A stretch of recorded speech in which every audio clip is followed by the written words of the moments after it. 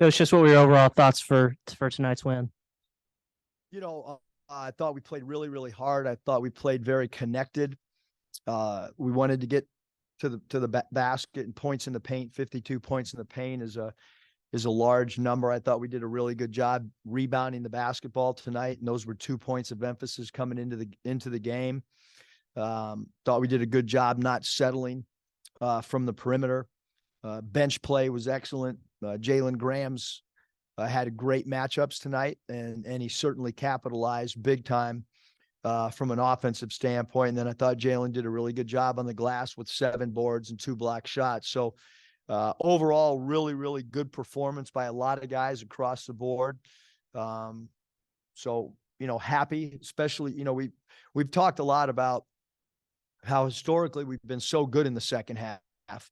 And for whatever reason this year, in the games we've lost, we have not been good in the second half. And what's the reason for that? Because we're talking about the same things that we had for 7 years. And tonight was a step in the right direction, playing better in the second half, coming out on that 17-2 run, which that's a hard thing to do out of halftime, to come out and defend at the level that we did to start the second half. Against Texas A&M, you had a halftime lead evaporate quickly in the second half tonight. A lot of people have Texas A&M. I don't think they've lost an SEC game. And the A&M game, we played really hard. Neither team could score down the stretch. It's not like they were, scoring at will the last 5 minutes. I mean, it was a real defensive, physical battle, and we missed some foul shots. And that team is 10-2 going into tonight. And we went on the road against them and Baylor, and we gave ourselves a chance, but we didn't win the game. The game that I felt, we didn't play well enough against Mississippi State, but the Texas A&M game, our team played and gave everything they had, and we didn't win the game. And that happens when you're playing against a team that's 10-2 and hadn't lost an SEC home game. So, but a good bounce back game for us for sure. So. Coach, you gave Nick the start today. He had 32 minutes. Just curious how you would assess his play, and then how important was it just to get those minutes for him and just the continuity with the other guys on the floor? Yeah, I mean, I think that as a coaching staff, we tried to be prepared. We try to have a reason for everything. We don't just roll the dice out on lineups and substitution patterns. We have a lot of non-contact practices for 8 years now.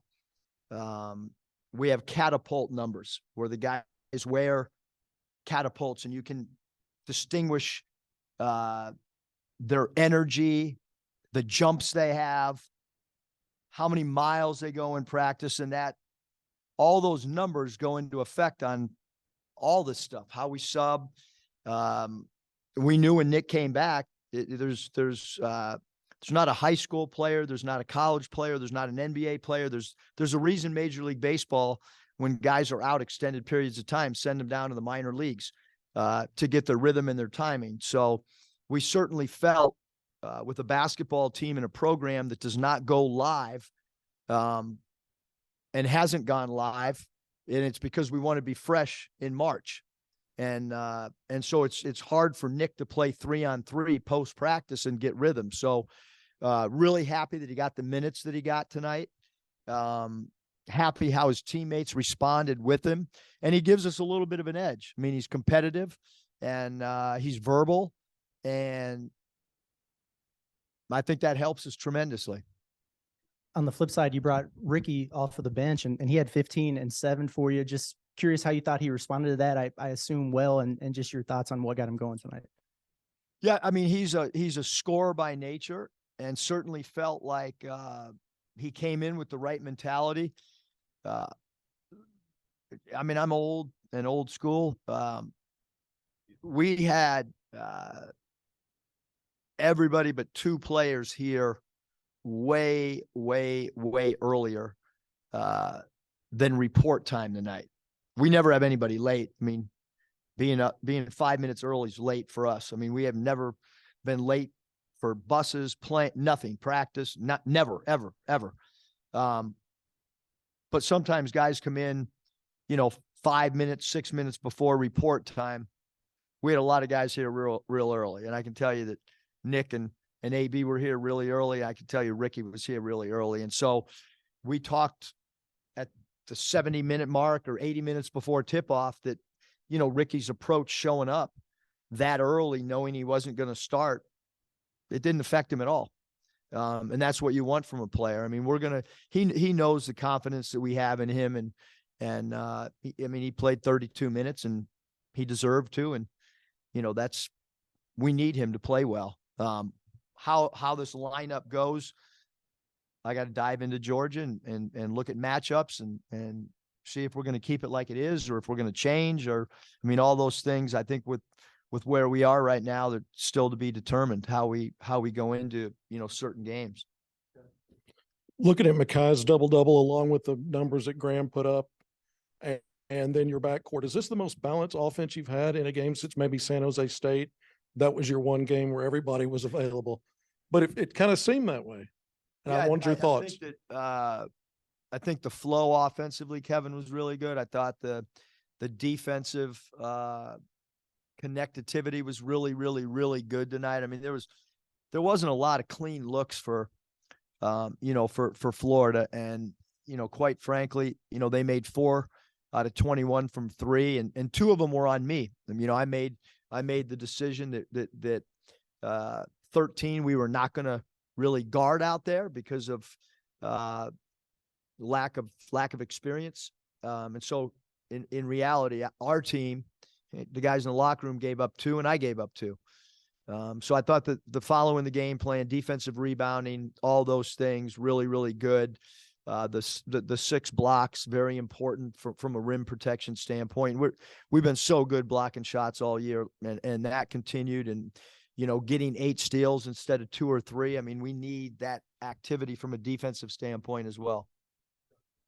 Anything in particular impress you about Jalen in terms of having so much offense run through him? I thought he looked pretty patient on a majority of his post. I thought he was great. He's a really good passer too. So I think some teams at times can be a little bit reluctant to double team JG just because he's got a really good feel. And I thought he had great matchups for him to guard tonight. And then when, if he plays well defensively and blocks 2 shots and rebounds like he did tonight, certainly he's such a gifted offensive player. And we felt like maybe his foot speed would bother 33 a little bit and bother 13 a little bit. And wanted him to use his shot fakes against Fudge as well. So. Coach, you mentioned how hard it is to come out of halftime and put together something like a 17-2 run. Just what actually allowed you to do that hot start? Yeah, I just thought our defense was elite, to start the second half. And then we were able to get out and transition a little bit. And I thought that the easy baskets in transition certainly helped us tremendously. And then, defensively, we didn't give up one back door. And Florida's a heavy Princeton backdoor team. So, we spent, the prep time on no backdoors and no threes.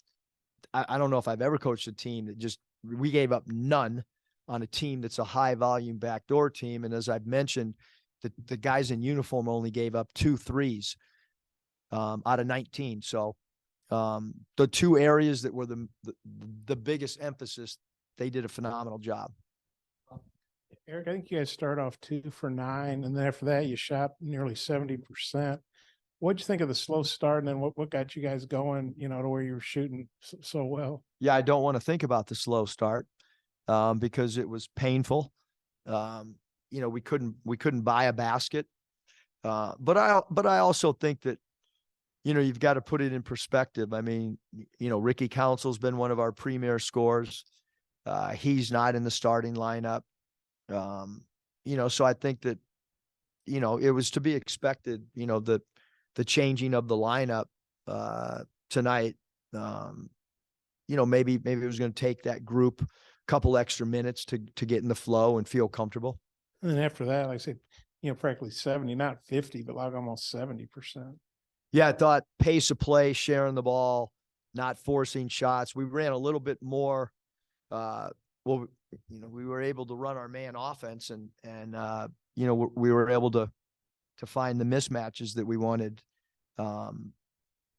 We probably ran 17 or 18 different sets tonight. We executed them really well, and when we're able to do that, we're pretty good. With Nick getting so many minutes, and I know it wasn't his best game, but he got 10. He looked like he had good bursts moving around. What do you expect from him now moving forward here these last few games? Yeah, I mean, I think that this game was important to him to be able to get 30 plus minutes, and we have a big game coming up on Tuesday, and two big games on the road, and then a big one at home. So every game right now for the Razorbacks is important, and him getting a little bit of rhythm and flow. It's a lot different than playing 3-on-3. This was kind of I'm sorry. You talked about this kind of normal Super Bowl games. Really couldn't afford to lose to these guys at home. And you won. You were up by 25 at one point. Just how good did it feel, not just to win, but to win convincingly, and kind of feel good. Yeah, I mean, I thought we were flying around. We were diving on the floor, getting loose balls. The guys were having fun. They were competing. So yeah, I mean, I think it's really important. And now the level of maturity coming back, and understanding how well Georgia has played, and how improved they are, and understanding that Roberts is a really good scorer, and understanding that Bridges can really score with his back to the basket, and Aquindo is one of the best transition players in the SEC. So we got a lot of things to go through in a short amount of time, and getting ready for Georgia. And this game's behind us, and now you've got to focus on the next game on your schedule. Coach, was this a game that you knew coming in that you might be able to lean on Graham more than usual, or was it something you realized, after you got into the flow of the game? No, I mean, I didn't know what he was going to do, but we were going to go to him early, which is what we did. And we threw it in there, and a lot of it was matchups. Fudge is a younger player, and 13 has not played much, and 33, we just felt like Jalen's footwork would be a problem for them. How much is it just matchups, or is it just, in order for him to kind of put, back-to-back games together like this, is it matchups, or is it, do the other things, rebounding, defending, things like that? I think it's all encompassing. He went 2 for 2 from the foul line. That's huge, because he was batting .333. He had a heck of a batting average at the foul line. So, it's everything. It's close games, making free throws. It's rebounding your position. It's offensively, Jalen is, and he's got a great attitude too. He just we need him to rebound, because in this league every night, I mean, the rebounding is so vital. But he's done a great job working. I've been on him about the free throws pretty hard, and I thought he did a good job tonight converting the ones he had. We didn't even ask you about Anthony. Maybe we're just so conditioned to him filling up the box score. What did you think of his game? And then after that, Makai had a double-double. What did you think of his game? Yeah, for sure. Anthony Black, phenomenal. I thought that the steal in the backcourt late in the game, he's starting to get a lot lower defensively. That's something that we've talked about. I brought up the catapult numbers. The last 2 days have been his highest in probably 2 months, as far as he's really working defensively, because he's an elite defender. We just need him to get a little bit lower. And I thought his ball pressure at half court was probably the best that he's had all season long. And I thought he played offensively competent as well. I liked his shot selection, his ability to draw free throws attempted. And then Makai did a phenomenal job as a rim roller, did a great job being in the dunker spot, having his hands ready to catch and flush on any dump off passes. So, his plus minus, really good, and his rebounding really good. It seems like going back to Kentucky, Mackay, maybe Mikkel, stepping up and taking some mid-range shots. Seems like AB is taking some mid-range shots and they're having a little success. Is this something y'all are talking about? If the defense is going to play off, even guys, if it's not necessarily their comfort zone, going ahead and. Yeah, I mean, I think that, maybe at times we've been a little bit reluctant to take open shots, and that actually hurts your offensive flow. All the analytics guys will tell you that a mid-range shot's the worst shot in basketball. The good thing is they're not on our staff. And when you're, and most of those guys, by the way, have never dribbled a basketball, called a timeout. When you grow up, if you're over the age of 55, the mid-range shot was the best shot in basketball. And you watch old NBA games and that's all people shot, and a 15-foot wide open shot should be a good shot.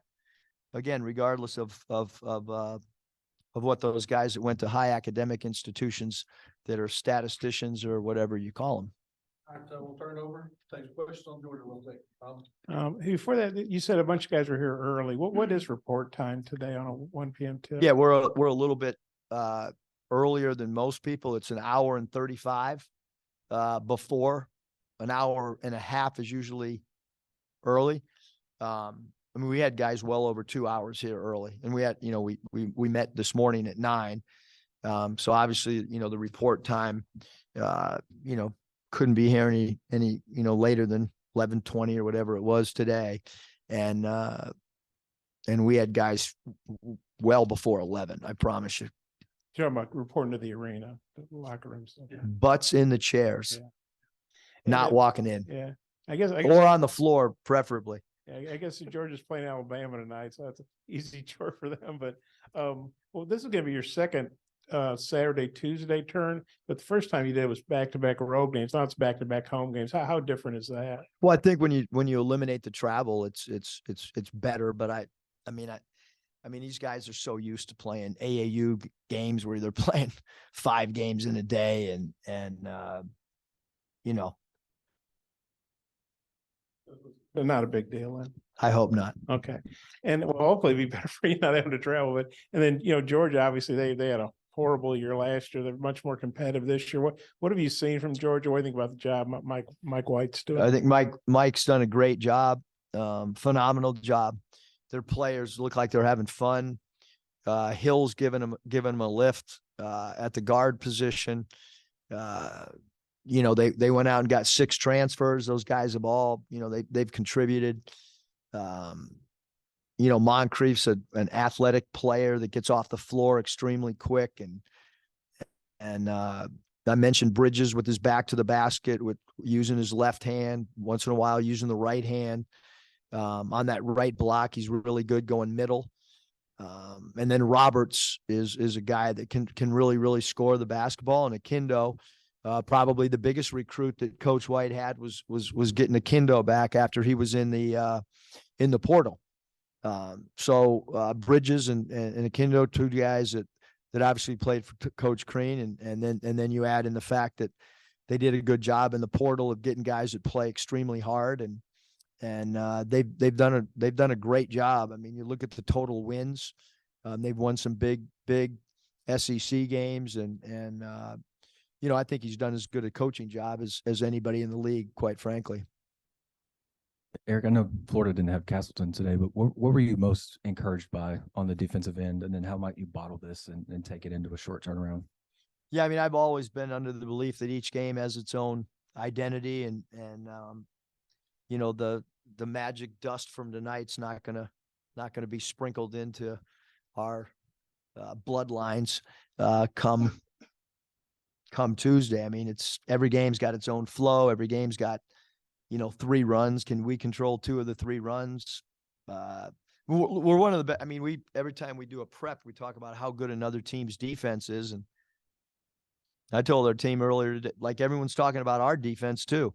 I mean, our defensive numbers are phenomenal. And I thought we did another great job defensively, and we're going to have to guard Georgia, a team that'll get out in transition. And like I said, they have guard play. They got guys like you know, Abdul Rahim that can make threes coming off the bench. And so we have our work cut out for us.